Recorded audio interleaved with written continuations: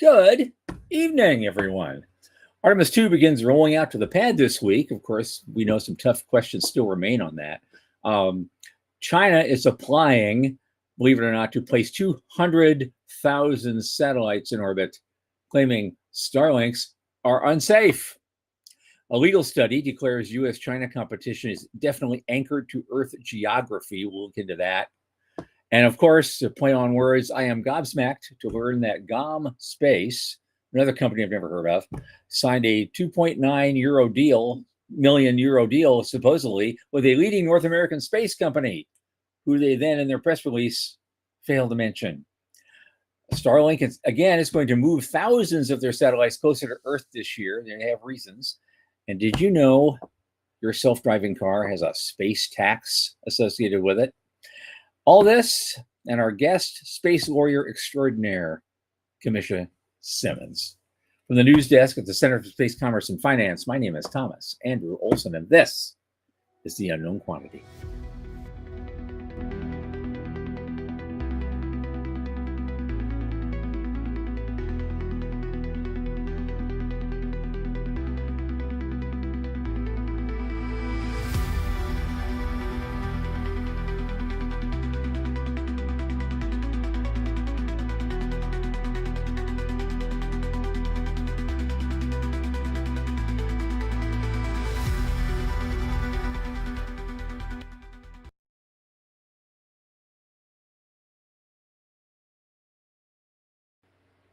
As you know, this program is brought to you by the Center for Space Commerce and Finance. What do we do? You know what we do. We champion and strengthen emerging space startups and space-adjacent enterprises worldwide through advisory, access, and advocacy. Our pitch events and world-class boot camps fortify startups to be better investor-ready. And we're expansion mode this year, so get ready for that too. And a lot of our work, especially this podcast, is supported by our listeners and fans like all of you out there. Remember, the center is a 501c3 nonprofit, so just go to our website, cscf.space/support, and click that donate button. Drop something in the tip jar. Thanks so much for all your help. Now, my longest space friend ever, Michael Wayne, is here with us. Come on in, ma'am.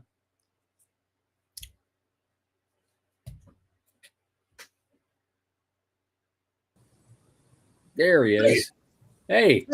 How's You're growing it back. You're growing it back, I see. What is going on? Yeah. You know, I had a few complaints about my clean shaven. Yeah, I did actually. Really? Yeah. So I don't know.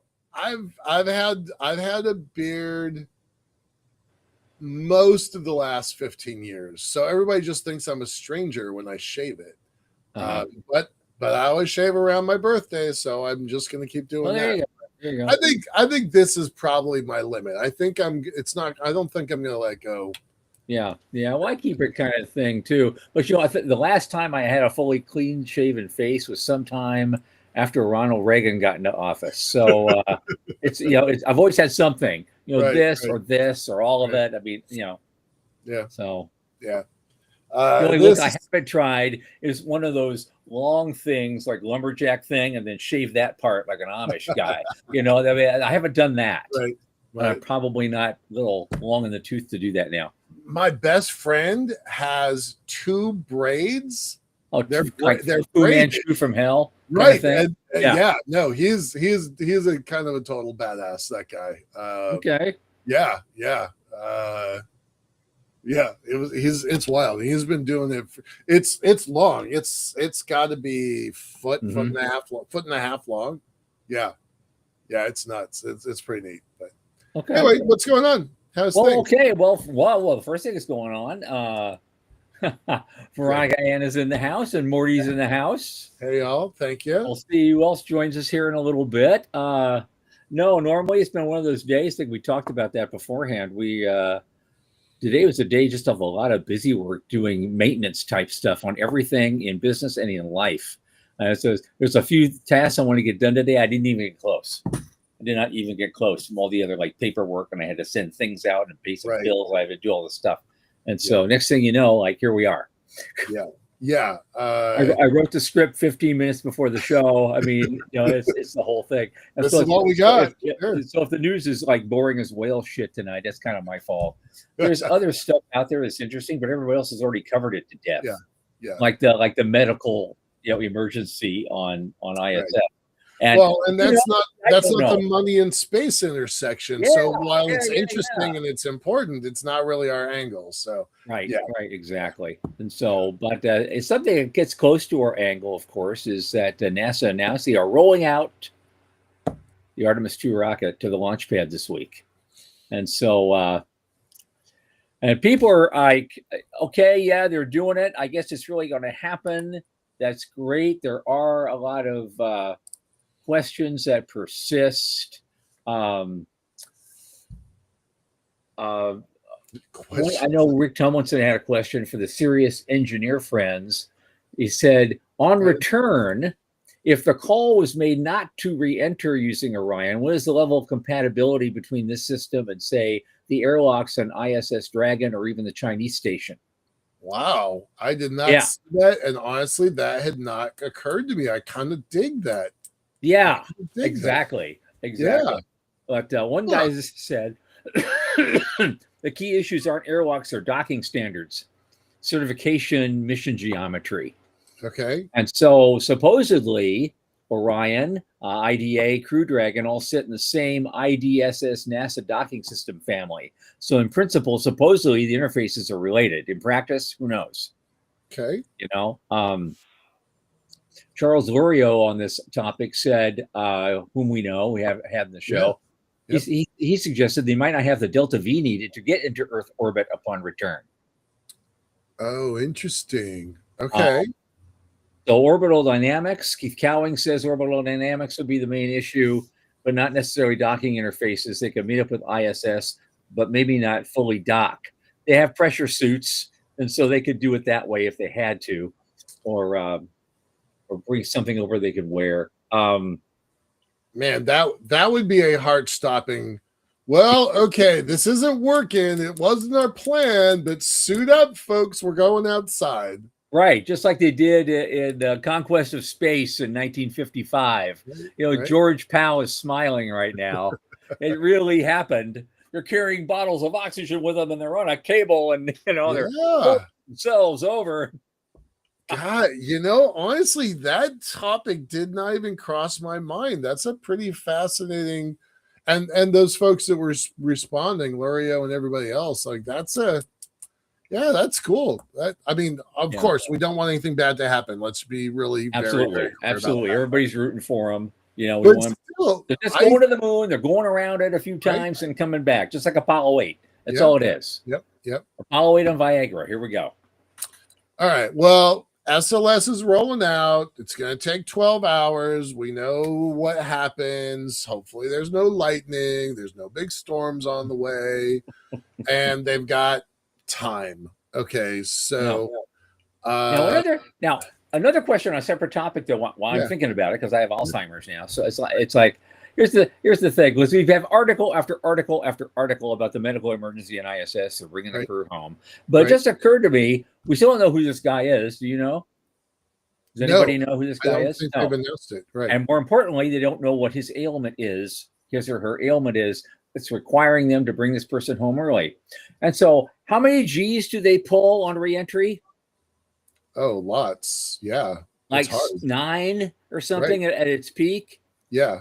Well, how do we know this person will be able to survive that if they're so impaired that they have to leave the ISS early? I hate to be the bearer of bad tidings, but I'm just like, this is physics, and medicine, and we can't just, cross our fingers and pray for it. What is going on? So Dallas is saying, by the way, there's no way Orion can enter Earth orbit from the moon. And we know that Dallas knows his shit. So I think that, to me, that's gospel. So I'm just taking that for what it says. So good to know. Thanks, buddy. Appreciate that. And hi, Dallas. Hi, Jason. Welcome. Okay. So let's get to this. This is the funniest thing I've seen all day. China. They applied to the international bodies of some kind to put 200,000 satellites in orbit. because they say that Starlink is too dangerous. Right? Well, all right. But in a serious note, this goes right back to what Dr. Hanlon was saying just a couple weeks ago. This is lawfare in action. Yep, this is them trying to, clog up a system, build an unrealistic architecture. They're not the only ones. There was somebody in one of the African nations that was talking about 300,000 satellite network. So the amount of paper satellites in the sky now is over 500,000 paper satellites. Well, when we start banging into each other, we'll just have paper shrapnel then. It won't hurt anybody. Right. No, it was interesting. We can't pull it up here because it's blocked, but it's two different networks of 100,000 each, and this comes off the back of SpaceX asking for a new application of, I believe it's 7,500 has been approved. A new 7,500 has been approved recently. Mm-hmm. So this was China's response. 7,500 was approved. Let's ask for 200,000. And maybe you'll get 20. Right.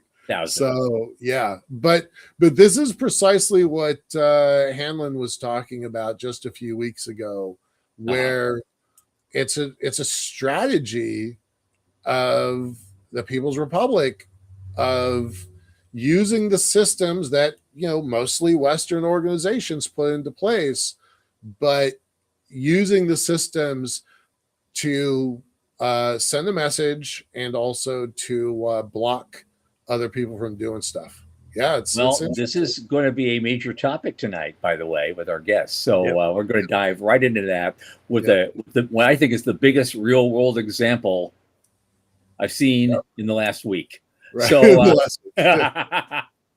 right. So there's one thing. The next thing that's coming up also has to do with China, but it's an article as interesting. It's an article on a website called Lawfare Media. Ta-da. Which I think is ironic. Ironic, yeah. I didn't say that beforehand. Yeah. So a guy from George Washington University, he's drawing from a longer article, is arguing that the U.S. maintains advantage in the race, but all our capabilities still depend on ground facilities, and we have a network of allies and partners, including overseas territories, which offers a global infrastructure that China currently lacks. Now that is our strong point in all this, and getting back to the moon. And so, but the suggestion is also that if some of that alliance breaks apart, or one key guy decides to go elsewhere that week, you lose that advantage very, very quickly. Yeah, I thought that was something worth mentioning. And there's a lot of good stuff, but we're still leveraging allies that we had from the Cold War. Yeah. Pretty much. The one, you mean the ones that were not burning? But yes, the ones we're not burning. Right. I think that makes a really strong point. China is aggressively building relationships into the whole continent of Africa. Their Silk Road, Belt and Roads program has been extraordinarily successful there, and that the weight that they use, the wealth that they use to compel other nations is based on the Belt and Road program. So they've done a lot. Africa is very helpful if you're going to build a space program. Right. There are many nations in Africa that are right on the equator that make really great allies and partners. So I don't think it would take very long for China to catch up. They would be playing catch up, but I don't think we should consider ourselves secure in that right now. Okay. Turkey just announced, we don't have the article up, but Turkey just announced a partnership. I believe it was with Senegal. Senegal? No, that doesn't sound right. I forget what. So Turkey just announced a partnership for the east coast of Africa. I forget which nation, to build a spaceport in the same way that ESA and France use the Brazil, the port out of Brazil, and other folks use Guyana as a port. So they're doing the same thing. That's what Israel, Turkey is doing, and yeah, I would not ignore the relationship between China and the greater part of Africa. Somalia, he's right. Dallas is right. Yeah, they're going to build something in Somalia. I don't know how that's going to work out for them. Yep. That's another place that's just like a cluster. But okay. Tom Murata, who we've had on our show a couple times. Thank you. Appreciate that. Tom Murata both said, he said, there's more to launch than just angle, right? There's a lot more to it than that. So that can be applied in a lot of areas. Yeah. Yes. Okay. Well, this is a cool article. I did not read this beforehand, so I'm gonna tackle this one afterwards because I'm definitely interested. Yeah, it's cool. Yeah. Just a quick throwaway one I thought was funny. There's this outfit in Luxembourg called GOM Space, and I guess they do build satellite platforms for interplanetary type of work. Mm-hmm. But they say they've just, in their press release here, they just raised 2.9 million euros from a leading, and are working with a leading North American space company. But they didn't mention exactly which one it is. Right. For all I know, it's Pat Bond, and TGV rockets. Right. Yeah. Well, Pat Bond doesn't have 3 million euros to throw around, so no, he never has. But somehow he always stays afloat, and you always wonder about that. But he can just be him. It's all right. Yeah, we all know him. I really wonder why people built this press release in the first place, because it doesn't really say very much. But great, they got 3 million euros. Good for them. Okay, yeah. Here's something with a little more data to it. On Gizmodo, SpaceX is going to move thousands of Starlink satellites actually closer to Earth. Yeah, not by a whole lot, maybe 50 miles, but it's for security reasons and a bunch of other things. That's a big deal. I've been seeing a lot about this. It's farther. I think it's more 150 kilometers, 75-ish miles. No, they're moving it. They're moving it from 342 miles to 298. Oh, okay. There you go. Right. Oh, you're right. It's about 4,400 satellites. Okay. And it'll be carried out over the course of this year. I don't know. See, intuitively, my stomach knotted up when I read this. I thought, well, isn't it true that the closer you get to Earth, the faster your orbit's going to decay? It's true, but they already have a fast replacement cycle, so that's an advantage for them. During the solar maximum, that becomes more of a problem, but for now, it actually seems really smart. Less maneuvering, less congestion, faster refresh times. Well, here's something I didn't know. Apparently, including Starlink satellites, they're constantly maneuvering to avoid collisions. Yeah. And if they suddenly lost their ability to do so, this could lead to a catastrophic crash within an average of just 2.8 days. Yeah. So this is already happening. The Chinese haven't launched their 20,000 yet. Right. 200,000. 200,000. They'll get 20. Yeah. Or less. Yeah. They applied for 200. It ain't going to happen, folks. Right. I'm sorry. It's just not going to happen. But they say the lower the satellites, the lower the collision risk, according to all the studies. So we'll see. Yep. We'll see how that works for them. If he ups his replacement rate, you got to also balance out, what's cost effective and what's going to make things sustainable. So I guess we'll find out. And finally, somebody wrote an op-ed piece on the space tax we all pay on a few people's self-driving cars. And so you usually talk about LiDAR costs, compute power, and AI training are the big three. But there's all sorts of things going on, like the ionosphere itself, because of the sun-charged layer, levies an invisible tax on every self-driving car.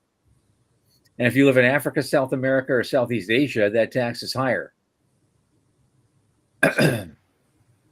Yeah. That's thing. Did not know about that at all. Because they say, but it's interesting. That the ionosphere, folks, isn't a pane of glass. It's a turbulent swimming pool. During solar storms, it becomes scintillated and causing radio signals from satellites to flicker and fade like a dying flashlight. And so you have to build backups. But you can't predict when the ionosphere will all of a sudden blank out your signal. So there's a lot to do to try to work around things like that to make self-driving cars work. And that, of course, that just adds to the cost of them. So, and the cost to operate. Right. I thought that was quite interesting. But that's about all the news we have that's kind of even fit to show this week. It's been a kind of a slow week so far. It'll pick up. The news feed is still filled full of the ISS crew coming back early and things like that. Yeah. All right.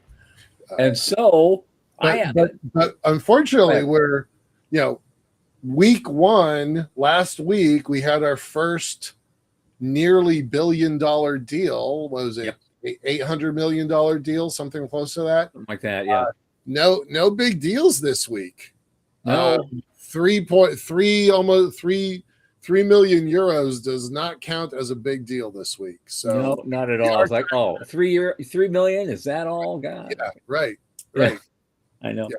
Well, then again, once the SpaceX IPO flies, all bets are off at that point. Right. All the numbers will go off the screen for the rest of the year. Right. So hey, but interesting notes though. I got a lot of stuff. That's why I love that Lawfare website. It really ties into what we're going to be talking about this evening with our guest. Sure. Coming up, Camisha Simmons, space lawyer extraordinaire. She's been here. She's been with us before. She's in the process of publishing a great new article. I don't know where it's going to get published yet. We're going to find out. It's called Building Empires in the Sky, and it talks all about all the various angles that we can do to actually not only make a great space commercial infrastructure, but make it pay really, really well. So Camisha L. Simmons, managing member of Simmons PLLC, welcome to the show, man. Welcome back, I should say. It's been about 6 months. Thank you. Happy to be here. Yeah, great. Okay. I warned everybody and threatened everybody online in the last couple of hours. I had a big question for you. And it may be the only question I have to ask tonight, depending on how it's taken and how our guys in the peanut gallery over here respond to it. Was we have a real world example in front of us of all the stuff you were talking about in your article. And that's the fact that a few days ago, our own Michael Lane made a very big announcement with regard to Liftport building a space elevator for the moon. And as he explained his design system, basically it has two ends of it. You got a terminus at each end. One terminus is on the lunar surface. The other terminus, however, is in L1. Now, when we talk about property rights in space and property claims, we're usually talking about planetary surfaces, asteroids, things of that nature. Out in the world of space itself, the only things we have any real legal discussions are geosynchronous orbital sites. They're managed by an international commission of some kind. You have to apply for a spot. Having said that, however, over the years, decades even, those slots have been bought and sold and traded over the years. So that does happen. Now, all of a sudden, the issue comes with the Lagrange points. There are 5 of them, and they're all, when you think about it, prime pieces of space real estate as well. We've just never talked about it much because we thought it was decades, a generation or two away, where we could kick the can down the road and not going to worry about it. Michael has declared he wants to put a lunar elevator on the moon in the next 1,000 days. So we better start thinking about it. So Camisha Simmons, lawyer extraordinaire, what can the rest of the world do to stop him? To stop him? Hey, wait a minute. to stop him from building his terminus in L1, which has now become the most prime piece of real estate in the Earth Moon system. I have described L1 and L2 as Park Place and Boardwalk. Yep. I think they're the most. I say there's nothing to stop you. There's things that restrict you. Okay. So anything with outer space, right, is, you have the Outer Space Treaty that says none of the nation states can engage in national appropriation of outer space. You're a private party, so does it apply to you? Or does it apply to just the U.S. government who became a party to the U.S. Treaty, Outer Space Treaty of 1967? So in the U.S., and I think on the last time I was here, I discussed the 2015 law that we have here in the U.S. that says private U.S. citizens and companies can own space resources if you're engaged in commercial recovery of the space resource and you obtain it. You can own it, and a space resource is a non-living resource. So there's a question mark as to whether or not you can claim that actual land. Okay.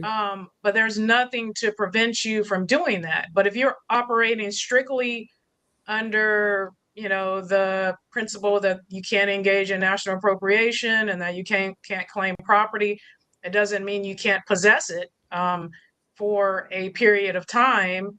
And there's this question mark that has to be answered, but will not be answered until there's active operations like what you propose, as to when that period of possession that you have expires. Okay. And so there's going to be, as you discussed earlier, lawfare and this dispute as to how long this private party or this government can claim that particular real estate on the moon or wherever else.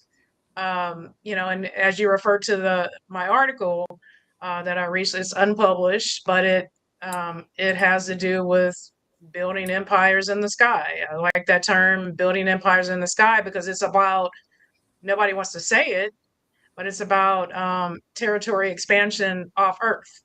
So on Earth we have, even the U.S. has engaged in activity that I would say would be a power play. Some would say would be empire expansion. But we've seen it with Russia and Ukraine. We've seen it with China and Taiwan. This empire building, this territory expansion, wanting to expand your territory. And so I think what we're going to see and what, this space, nobody wants to say it, but the current space race is about off-Earth territory expansion. Absolutely. Yeah. It is about building empires in the sky. So it is about who gets there first to claim the real estate. When we look at the U.S. government itself, that's party to the Outer Space Treaty, the U.S. government said we're not going to engage in national appropriation. However, the U.S. government in 2020 put together the Artemis Accords, and the Artemis Accord says, well, they all agree, all the parties to the Artemis Accords agree that the extraction and utilization of space resources is not national appropriation. They all agree under Section 11 of the Artemis Accords that they can form these safety zones, and in these safety zones are designed to avoid harmful interference with your operations in that area. But the Artemis Accords specifically say that it's temporary. Yeah. So the question is, how long can you hold that territory? Yeah. When you're operating as a government under the Outer Space Treaty and the Artemis Accords. And what's interesting is that the UN, they have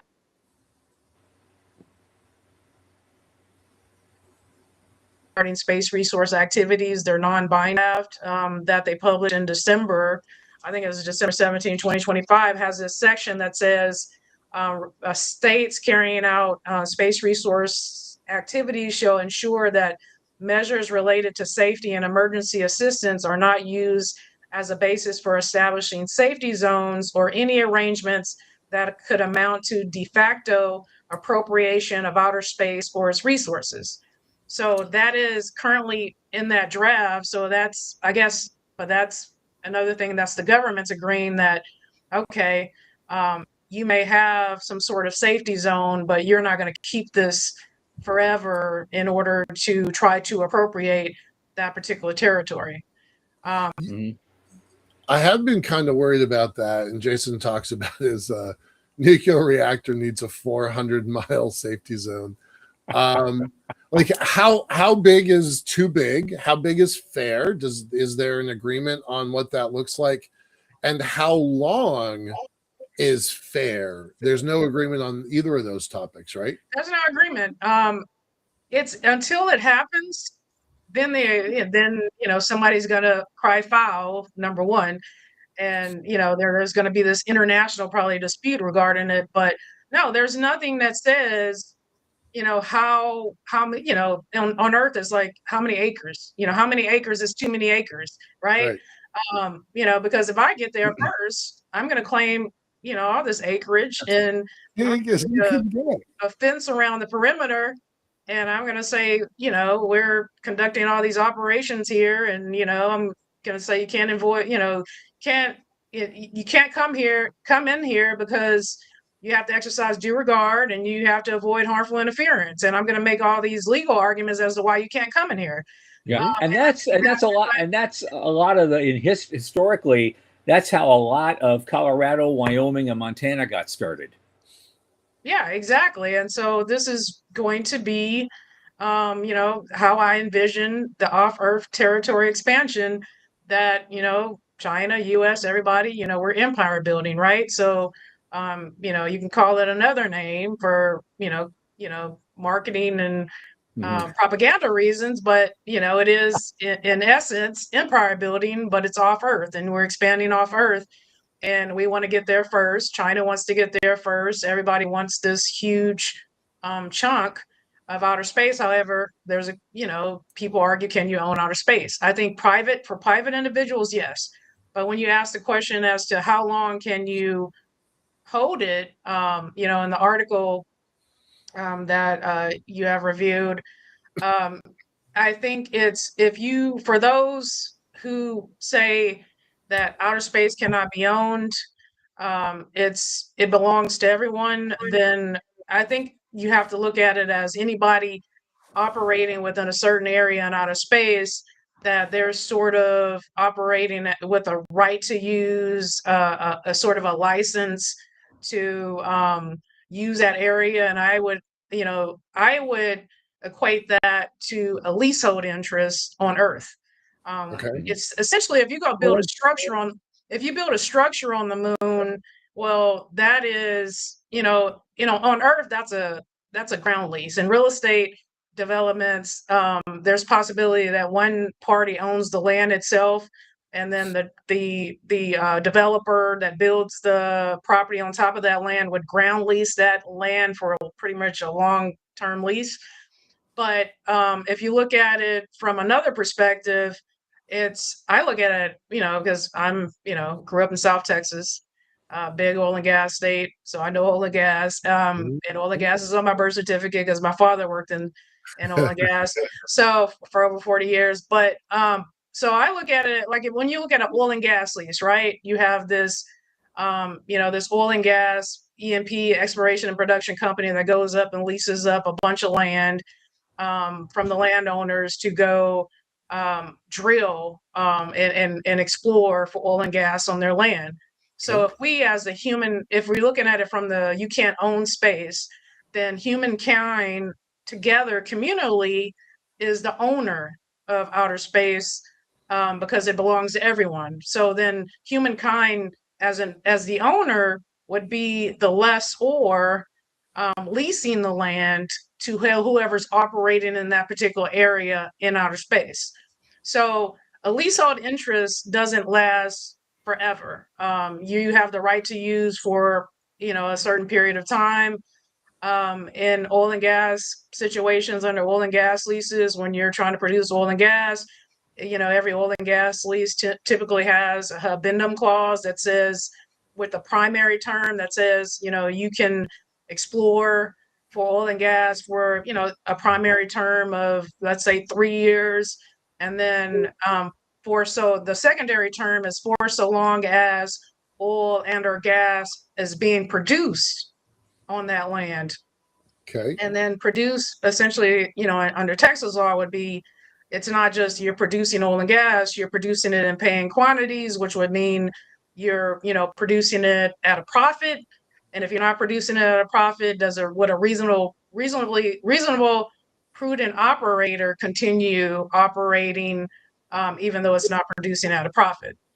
But then there's also, under the oil and gas leasing scenario, where you have savings clauses. So if operations, sorry, what did you say? savings clause, a savings clause or provision that would keep the lease open if production would cease for a temporary period of time. So you have a temporary cessation of production.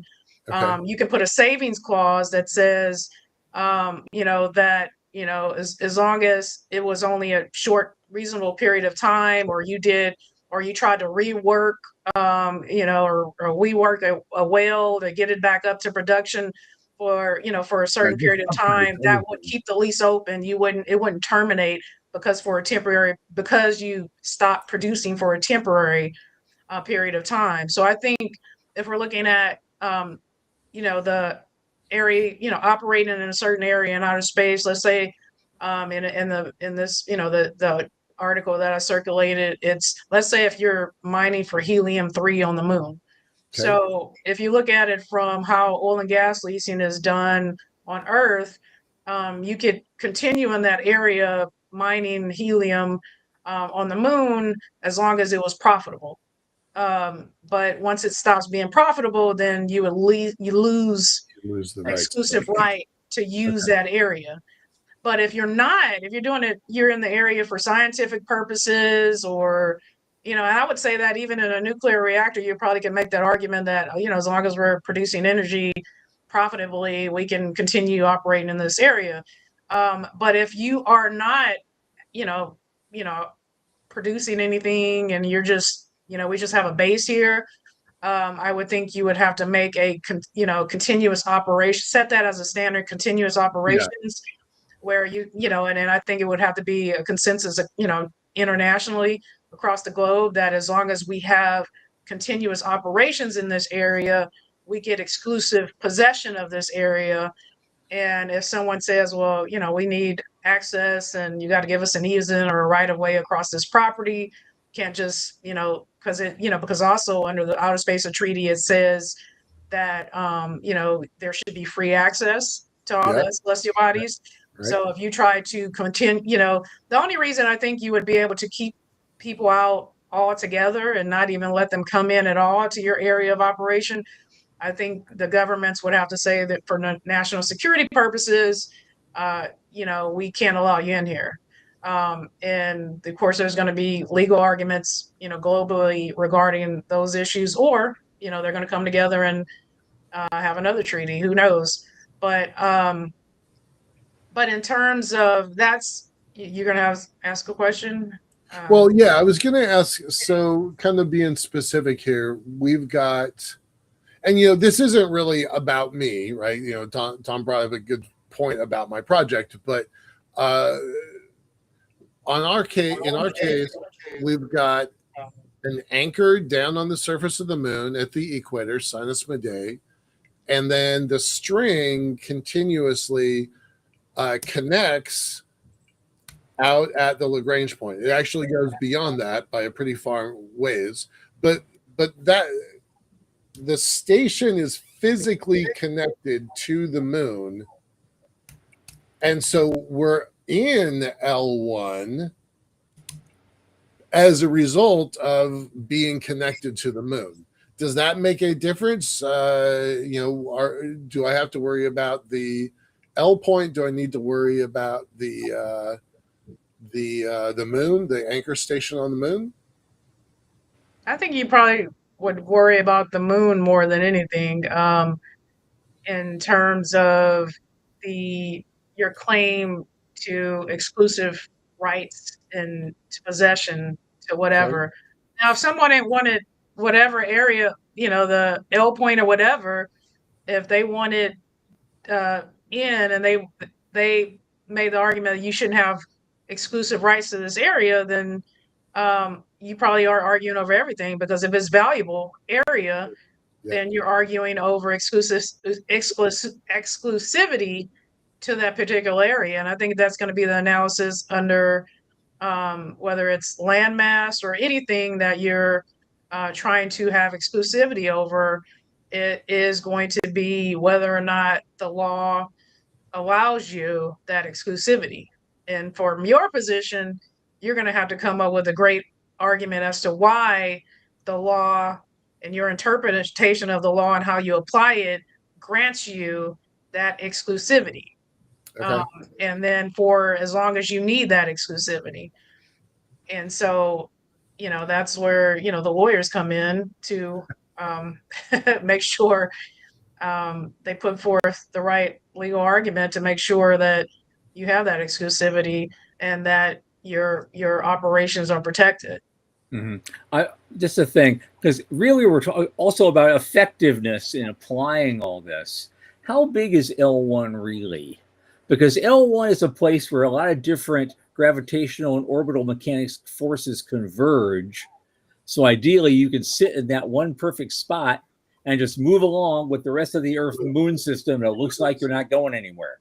Yeah. So how big is that effective bubble? That's got to be like in physics, it's got to be a bubble there. And if you stay within it, you're probably okay. If you leave that bubble a little bit, you may start drifting away again. How big is that? Does anyone know? You ever talked to a physicist about that? I definitely don't think there's a legal answer, right, Camisha? There's no legal answer for that. Right. So I'm going to actually take that one then. Okay. I brought it to the chief scientist of U.S. Space Force and asked him that specific question, because it's a mathematical point that here's the Earth and here's the moon. As the moon moves around the Earth, its orbit gets a little bit bigger and a little bit smaller over the course of the year. That perturbation changes L1 moment by moment, 24/7, 365. So it's really a mathematical point more than anything else. What I asked the chief scientist was, if there's a 2 degree of arc separation for satellites at GEO, can we apply that same 2 degree of arc separation at L1? He's like, that makes sense to me. So if you're on the moon and you've got 2 degrees of arc, that's how much space that we're going to try to operate in. More specifically, we've got a plan for a small constellation of satellites that will hold that position a little bit and give us some operating room. So that's the answer from 2019. December 2019. So that answer is not real. We cannot count on that answer, but that's the best guidance that we've gotten. Sorry, I didn't mean to pull away from Camisha there. Although that raises another question, because Dallas Beanhoff here just said, he says the elevator may not be anchored. I don't get that. Is that a physics problem or a legal problem? Our plan is to have it anchored.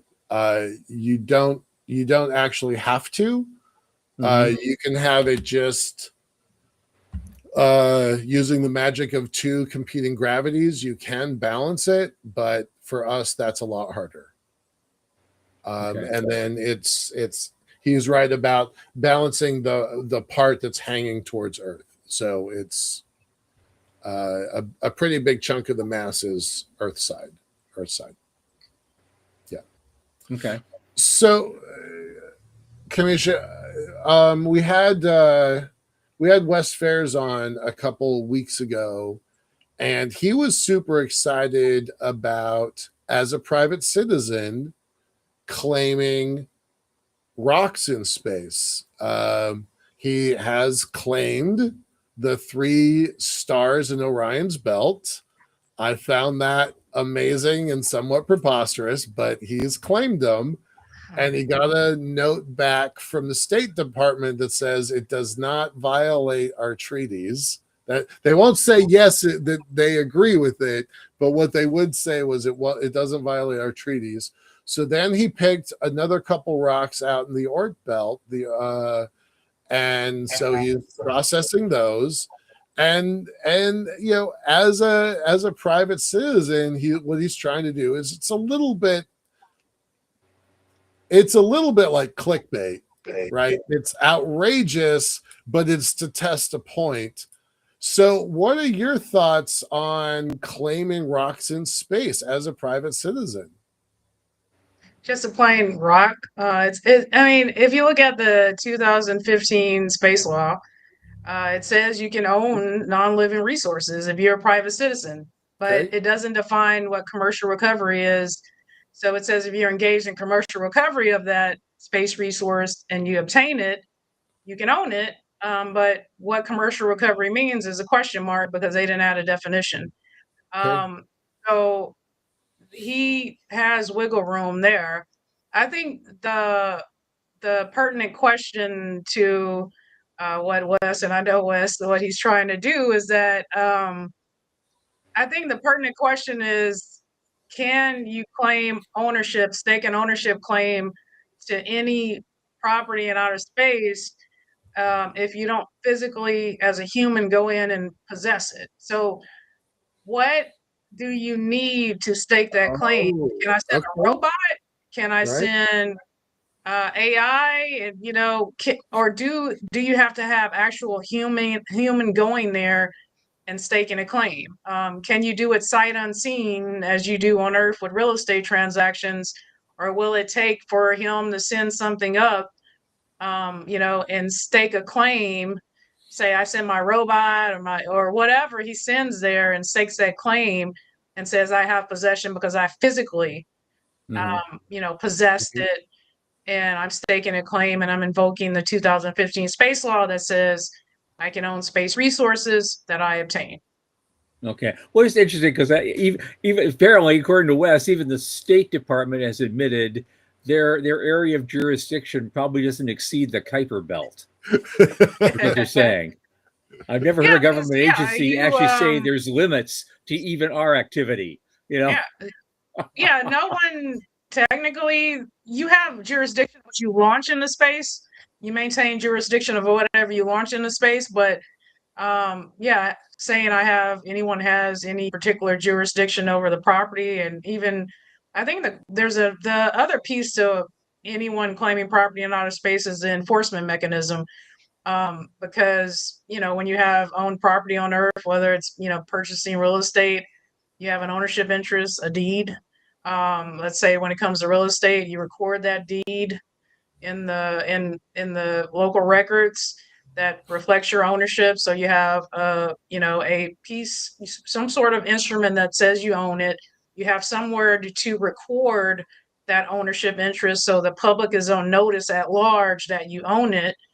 And then you have enforcement mechanisms. If someone tries to come in and say, no, I own that, and you say, no, I own it, then you have an enforcement mechanism through the court system to clarify your ownership of that piece of property. That's how it operates on Earth. So, you know, with just going and saying I own something in outer space, we still don't have, you know, other than things that are launched into space, a registry for all of that. And then we still don't know how it's going to work when we try to, you know, when someone else says they own the same thing that you claim in space, who's going to enforce your ownership interest that you're saying you have a claim of ownership. Maybe someone in another country is also claiming that same property. Where's, who's going to enforce your assertion of ownership? And so this is why. Hold on. This is why I asked. Just give me a sec. This is why I asked about the size of L1, because if it's 2 degrees of arc in either direction, as Michael suggests, that's actually a lot of room. That's potentially thousands of miles, which means other people can set up business there doing other things, and you won't get in each other's way. Right. That was the point I was trying to make. If it's only the size of a basketball, it's Mike or nothing. Right. You see, and so that's interesting, because now you have room, and this actually helps your case, I think. Camisha, tell me if I'm wrong. So other organizations can set up maybe lunar material processing facilities and process it right there in place, and only the finished product goes back to Earth. And now that takes care of the COSPAR problem in a lot of ways. And so it's all good. Well, I'm definitely going to charge them to attach to my elevator. Let's be really clear about that. And then, as long as they're willing to do that, they're my best friends. Absolutely. Okay, so if you're saying I got to charge you, then you're asserting an ownership interest, right? Because ownership is a bundle of rights, including the right to profit from that property. And so you're saying I have the right to profit from it. So you're pretty much in the bundle of rights of ownership. You're saying I have that right to profit from it. So I'm claiming, instead of them saying, well, no, it's free access for all, you may have a possession right while you're operating there, but you don't have the right to profit from this area. I'm definitely going to push that direction, right? Which is why that 2 degrees of arc was useful to me, because if we get there first, being first matters, right? Being first matters. Yeah. Hey, I was going to ask you. So, and by the way, where can people find your article? Because it's quite interesting. But I really want to dig into. I haven't published it yet. So, okay. So if they connected with you on LinkedIn, would you be able to send it to them? Yeah, I can send it to them. Okay. Yeah, definitely. Well, I wanted to tackle this piece in here about Texas, because one, would Texas care, or is this going to be a national thing? But I really like the language of the Texas court, so I wanted to read that and kind of dig into that. Can I do that for a second? Yeah, go for it. All right. So in your paper, what is required to successfully win on such a claim is explained by the Texas court. Blah, blah, blah. Skip. Satisfying this definition normally requires proof of 6 elements. They consist of visible appropriation that is open and notorious. I'm curious about notorious. That is peaceful, that is made under a claim of right, that is adverse and hostile to the claim of the owner. I don't understand that. And that is consistent and continuous for the duration of the statutory period. So what does open and notorious mean, and what is hostile to the claim of the owner mean? Okay, so this is, I guess we need to preface this because, in my article I have a section on, how things may apply to governments, and then there's a section on how things may apply to us as private citizens. So as private citizens, private companies, non-governmental organizations, as us individually, under the UN's Declaration of Human Rights, it says, we have the right to own property. So there is the position globally that it is a human right to own property. So let's say you go in the outer space, you stake a claim of ownership, and you invoke the 2015 space law on private ownership of space resources. Piece where, your right to possess a certain area of operation or the land is not forever, right? You can't own it forever. It's only temporary, while you're operating or whatever. Then you would, there's this other doctrine, and most states have it under their, law, either statutory or common law, is a doctrine of adverse possession, where you can claim an ownership interest after a certain period of time. Let's say someone, it's like a squatter, right? Someone, for a lot of people, maybe there was land passed down from inheritance, and let's say you're out in the country in a rural area, and there's like this open 10 acres, and nobody's ever claimed it, and it's just out there. And so you go out there and for 10 years straight, because for 10 years straight you openly claim ownership by you build structures on it, you put a fence around it, but there's this other legal owner out there that's an absentee owner, but you openly go out and do all these things to the property, and openly do things that are open and notorious, that say I'm the owner of this 10 acres, although there's a legal owner out there as on a deed that says somebody else, but they haven't shown up in 10 years. 10 years, yeah. And So so the squatter's right handle here. Yeah, it's called the doctrine of adverse possession, where you stake a claim to ownership of the property through adverse possession, where you say, I've been claiming this for 10 years, I've been open and notorious, I've been doing all these things, there's this absentee owner that hasn't showed up. So then you would initiate a lawsuit to claim ownership through the doctrine of adverse possession over the true legal owner, and you would have a court declare that you are now the owner through adverse possession. So that is what I think may evolve into a sort of theory that may be applied eventually to operators in outer space who are trying to claim territory. If you've been operating in that area for 10, 20 years, and eventually you'll just say, well, we're the true owners. We've been there all this time, and so it's no longer temporary. We want to assert true, the complete ownership of this land or whatever in outer space. Okay, that's pretty wild. Yeah. The idea that could be applied to space had not occurred to me, so that's fun. All right, we only have 3 minutes left. Bring out your crystal ball. What does the next 5 years look like, and what does the next 25 years look like? I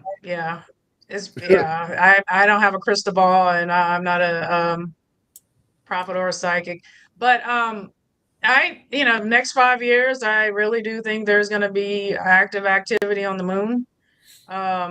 And it's possible, given that, we have these companies that have autonomous construction capabilities, that they're going to be building something out there on the moon. The question is, what parts of the moon and who gets there first? And so, whoever, there's this race to get to the prime. Yeah, Michael Lane is going to get there first and stake his claim and say, this is my safety zone, stay out of it. And then also, I'm a private company, so I have this other law out there that says I can own certain things. But next 5 years, I think there's going to be active, building of things on the moon. It's just a question of who's going to be doing it. And then 25 years out, I don't know. That's pretty far out to predict things, because in 25 years, who knows what even the technology capabilities are going to be. And then on top of that, given with just the geopolitics, we don't even know how things are going to be here on Earth, given everything going on currently here on Earth. So who knows? Yep. Okay. All who right. knows? That's one last thing before we go. Regardless of what kind of luck you get in publishing your paper, would you be interested in delivering a version of it, at least, at my business track at ISDC this coming June?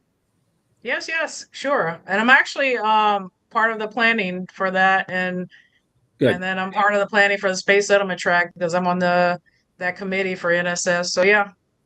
Okay, perfect. That's great. There. So if you want me to present, just add me to your track, because I definitely will plan to be in McLean, Virginia. Okay. Is it McLean or McLean? I don't know. I'm saying it the Texas way. McLean. It's I'm saying it McLean. the Texas way. Well, technically they say it's Tyson's Corner, but take your pick. Yeah. Yep. Okay, Camisha Simmons, space lawyer extraordinaire. Thank you for being here again, and we hope to see you again real soon. And we're definitely now going to see you at ISDC. So thank you for doing that. That's great. It'll be lovely to have you. Thanks for coming. Thank you.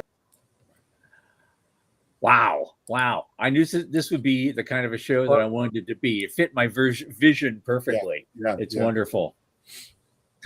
Well, it also helped that she said all the things I wanted to hear. So thank you. That's brilliant. Yeah. There are sandwiches in our future. Yes. Okay. Great. Veronica loved it. That's all that matters. Okay. There is no guest this coming Thursday, although Sean's working hard on maybe finding us one. But in lieu of that, there will be a lot of rabid discussion about recent events to come, and of course the usual tomfoolery. As always, 8 p.m. Eastern. For Michael Lane and Sean Key and our guest tonight, Camisha Simmons from the Center of Space Commerce and Finance, my name is Thomas Andrew Olson. Keep watching the skies.